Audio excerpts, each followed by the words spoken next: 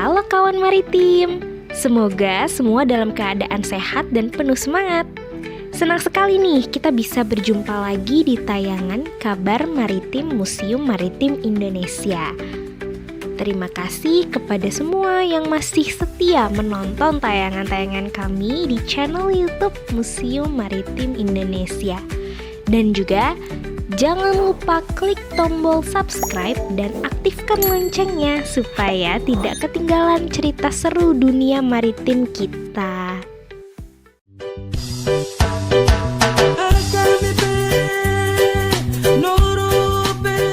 Hari ini kita akan berlayar jauh ke timur Indonesia, tepatnya ke Pulau Biak, sebuah pulau yang terletak di Teluk Cendrawasih di Papua. Nah, pulau ini bukan hanya cantik dengan laut birunya dan budaya maritimnya yang kental, tapi juga punya peran penting dalam sejarah dunia. Biak itu dikenal sebagai pintu gerbang menuju Pasifik, tempat di mana kapal-kapal bersandar, lalu tentara pernah bertempur, dan masyarakat lokal membangun kehidupan mereka dari laut.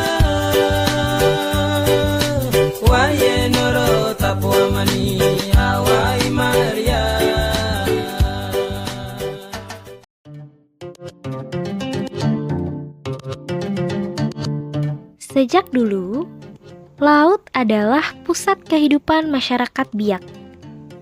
Orang Biak itu dikenal sebagai pelaut ulung yang berani mengarungi lautan luas dengan perahu-perahu tradisional mereka, bernama Wairon, Waiman Susu, dan Waikarures. Nah, dengan perahu ini, mereka itu menjelajah hingga ke Seram, Raja Ampat, bahkan sampai ke kepulauan Pasifik lainnya. Bagi mereka, laut itu bukan sekedar sumber pangan, melainkan bagian dari identitas dan kebanggaan mereka. Tak heran bila Biak itu kemudian menjadi titik penting dalam jalur pelayaran internasional.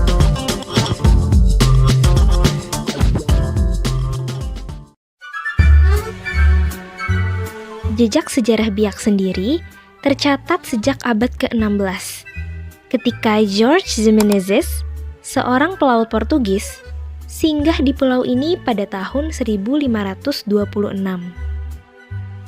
Nama Biak kemudian muncul dalam catatan Portugis dan Spanyol, menandakan awal interaksi masyarakat lokal dengan bangsa Eropa. Kemudian pada abad ke-19, ketika Belanda memperluas pengaruhnya ke Papua, Biak pun masuk dalam wilayah pengawasan kolonial. Letaknya yang strategis di utara Papua menjadikannya pos penting dalam lalu lintas maritim di kawasan timur Nusantara.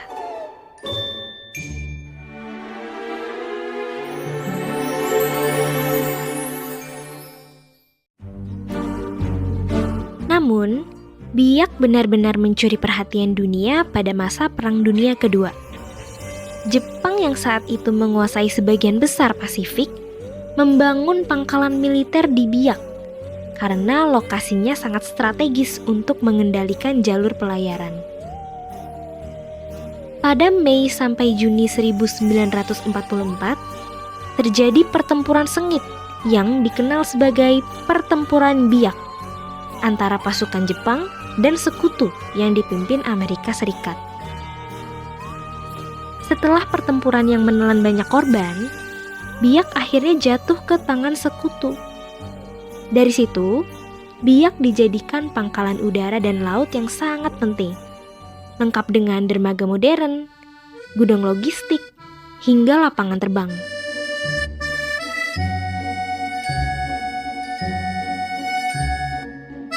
Peninggalan-peninggalan Perang Dunia Kedua ini masih bisa kita lihat jejaknya sampai sekarang, seperti Goa Jepang dan sisa-sisa bunker.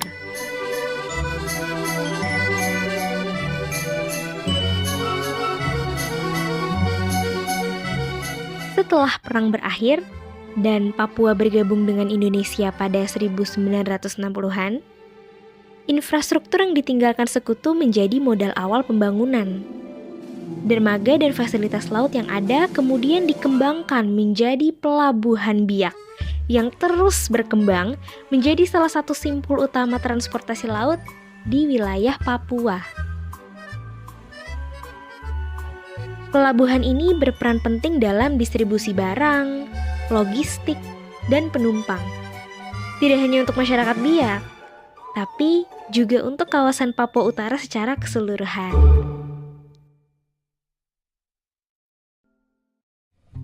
Kini Pelabuhan Biak dikelola oleh PT Pelindo Regional 4 dan berstatus sebagai pelabuhan nasional. Letaknya berada di Distrik Samova, Kabupaten Biak Numfor. Fasilitasnya cukup lengkap. Pelabuhan ini memiliki lahan daratan sekitar 12,7 hektar dan kolam pelabuhan seluas hampir 13 hektar dengan kedalaman antara 11 hingga 24 meter. Dermaganya berjumlah dua, yaitu dermaga lama sepanjang 142 meter dan dermaga baru sepanjang 180 meter, sehingga total panjangnya 332 meter. Selain itu, terdapat lapangan penumpukan barang seluas lebih dari 18.000 meter persegi. Juga terdapat gudang penyimpanan dengan kapasitas ribuan meter persegi, serta terminal penumpang yang dapat menampung sekitar 350 orang.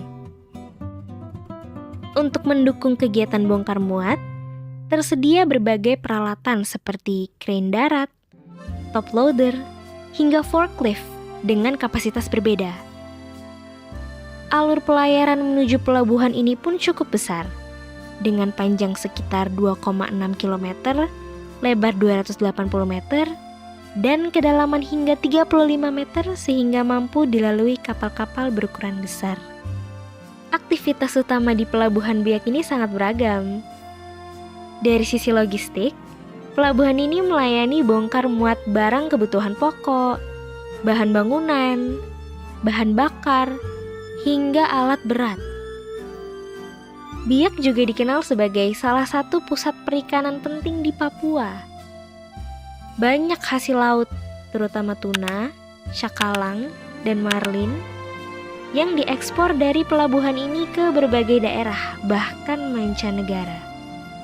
Untuk angkutan penumpang, Pelabuhan Biak menjadi persinggahan kapal-kapal pelni besar seperti KM Ciremai, KM Dobon Solo, dan KM Gunung Dempo yang menghubungkan Biak dengan Jayapura, Sorong, Makassar, hingga Surabaya.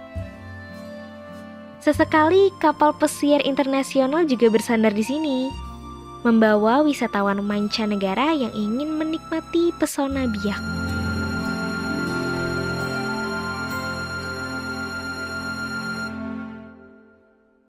Lebih dari sekedar pusat logistik, Pelabuhan Biak juga menjadi gerbang wisata bahari.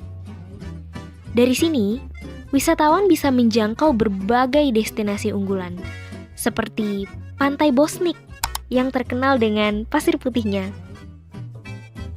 Kemudian Goa Jepang yang menyimpan kisah heroik Perang Dunia Kedua. Lalu air terjun Waf Sarak yang sangat eksotis, hingga Kepulauan Padaido yang menawarkan surga bawah laut dengan terumbu karang beraneka warna. Kehadiran pelabuhan memudahkan akses ke semua keindahan ini, menjadikannya pintu masuk utama pariwisata Biak. Maka jelaslah, Pelabuhan Biak bukan sekedar tempat bersandar kapal.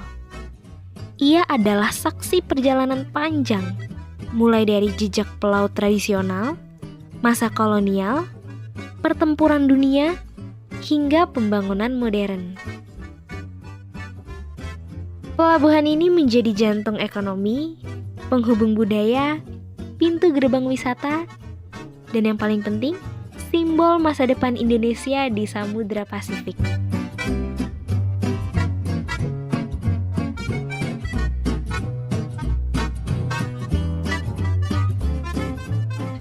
Nah, kawan maritim, itu dia kisah kita kali ini. Kalau kawan maritim punya cerita menarik tentang pelabuhan di daerah kalian, jangan ragu ya untuk tulis di kolom komentar. Terima kasih sudah setia menonton Kabar Maritim Museum Maritim Indonesia. Sampai jumpa di episode berikutnya.